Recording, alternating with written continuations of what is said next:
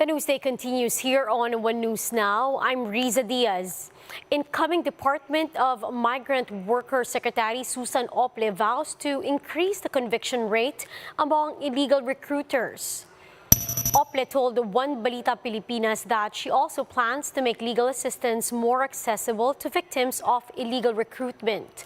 The incoming secretary added that she's in talks with relevant agencies that will be consolidated her department.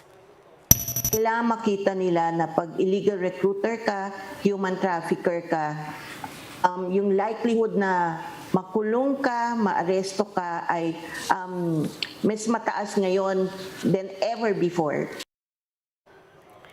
The Philippines has improved its standing in the Nikkei Asia COVID-19 recovery rankings. Based on its May 2022 report, the country was ranked 33rd among 121 nations.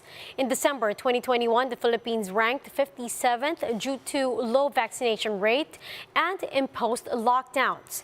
Nikkei said the country managed to ease restrictions while keeping the number of infections low. Qatar tops Nikkei's COVID recovery index, followed by Cambodia, UAE, Rwanda, Kuwait, and Luxembourg. Meanwhile, the Comelec is proposing to punish online trolls, but some experts fear that this may intrude free speech.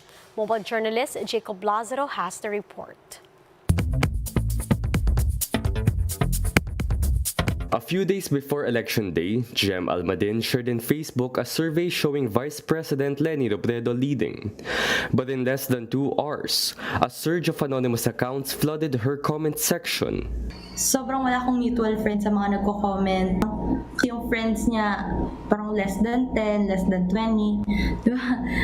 Tapos same sila lahat ng sinasabi. But what's most interesting with Jem's case is that Jem doesn't really have a big following in social media, and her post didn't go viral. Jem was just another regular user. Yet she feels she was targeted. Because of this, even the Commission on Elections has proposed a law to punish trolling during the election season. It should not only be punishing them with cyber libel. It should be more than cyber libel. Professor Danny Arao of the UP College of Mass Communication agrees something must be done against fake news and trolling. But Arao fears that once government dips its finger into social media content, it may infringe on freedom of speech and the press. Anything and everything could be labeled as fake news. Look, Duterte himself labels as fake news peddlers the likes of Rappler, ABS-CBN, and other critical media. Virgil Santos of the Center for Media Freedom and Responsibility says the possibility that government intrudes into free and critical speech is very real. I have observed a very unequal implementation of the law. I mean, we have seen this, especially in the case of progressive thinkers, in the case of leftists. Kawawa yan. Pwedeng masagasaan yan. Arao says a more urgent concern by government should be troll-like behavior that endangers people, like red tagging. If you accuse someone without any basis of being a communist, that by itself is already red tagging. Okay? So, or if your evidence is very, very dubious, then that can be easily established in court that there is the lack of proper evidence. In Germany, denying the Holocaust or the time when Adolf Hitler committed genocide against the Jews is illegal both on and offline, and is punishable for up to 5 years in prison. Arao said this type of law should be applicable in the Philippines, focusing on the atrocities and plundering during the martial law. Arao said this wouldn't transgress free speech, since these behavior would fall under hate speech. But for Arao, the best strategy would be closer coordination with legitimate news organizations, the academe, and social media platforms. Mobile journalist Jacob Lazaro, we are One News. More stories after this short break. Stay with us.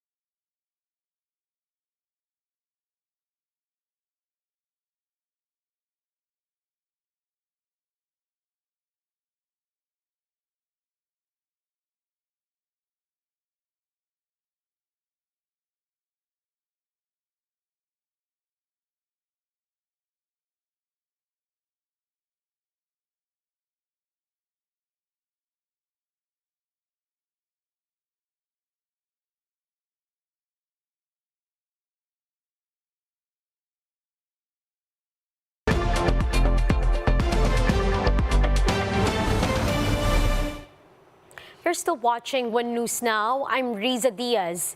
The Agriculture Department warns rice prices could increase by as much as 6 pesos per kilo by the end of the year due to tight supply. Shaila Francisco with a story. The Agriculture Department is bracing for higher rice prices by the fourth quarter this year amid higher production costs. Higher prices of fertilizer and petroleum products mean farmers would be using less of these inputs. This will likely impact the harvest during the wet planting season starting September. The problem does not end there. Demand could further increase as countries affected by the wheat ban turn to rice exports as alternatives. With this, the DA expects that prices of regular milled rice will increase by 4 to 6 pesos late this year. 4 to 6 na yan, assuming na walang export ban. Pero kung nag-export ban sila at nagkaroon ng greater demand sa rice dahil pag-ship ng other wheat-eating countries sa bigas, talagang hindi natin masasabi kung saan naaabot. This is why the DA is seeking for higher funding to boost productivity. On the other hand, the Department of Agrarian Reform is seeing the possibility of lowering rice prices by the first quarter of next year. This as the promise of President-elect Bongbong Marcos to bring down rice prices to 20 pesos per kilo could be achieved through their Programang Benteng Bigas sa Mamamayan project. The project aims to produce mega farms to improve productivity. Once approved, they will start off with 150,000 hectares of rice land with an initial funding of 12 billion pesos. Kung mayroon farmer yan na tigwa 1 hectare sila, i-consolidate mo yon into mga 50 hectares, no? Para maging bulk yung pag-purchase mo ng lahat. So bababa talaga siya, yung cost of production. Tapos with technical support, ang aim lang niya is mapababa yung production cost. At tapos direct yung magiging pagbebenta from the farm gate to the consumer. Shaila Francisco, we are One News.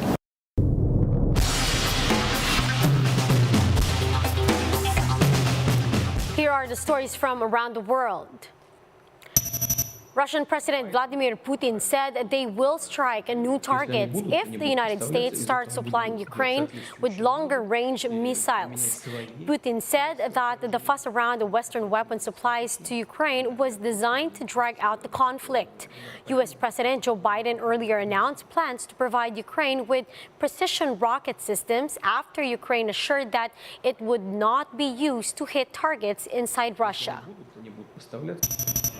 3 people were killed and at least 14 others were injured after several shooters fired at a crowd in Philadelphia. Responding police officers fired on one of the active shooters, but it's not clear if the suspects were shot. Authorities are still investigating what prompted this latest shooting incident in the U.S. Now here's a quick look at today's other top stories. Authorities have identified the driver involved in a hit-and-run incident near a mall in Mandaluyong on Sunday. The suspect hit and ran over a security guard who was directing traffic in the area. The Land Transportation Office has likewise issued a show-cause order against the suspect. Big-time price hikes on fuel products will be implemented starting Tuesday. Gasoline prices will go up by 2 pesos and 70 centavos per liter, while diesel will see a whopping increase of 6 pesos and 55 centavos per liter. Kerosene will also be pricier by 5 pesos and 45 cents per liter. And in sports, the Golden State Warriors have tied the NBA Final Series after beating the Boston Celtics in Game 2, 107-88. The Dubs outscored Boston in third, 35-14, to build a big lead heading into the final period. Steph Curry led the way for Golden State with 29 points, with 4 other Warriors scoring in double figures. For more updates, visit News 5, the Philippine Star, and Business World Online. Visit our website, onenews.ph, for more in-depth analysis. You can also catch One News on Signal Play app. Register for a free account now, www.signalplay.com, and stream One News live anytime, anywhere. Mask on, wash hands, and stay safe, Philippines. I'm Riza Diaz. We are One News.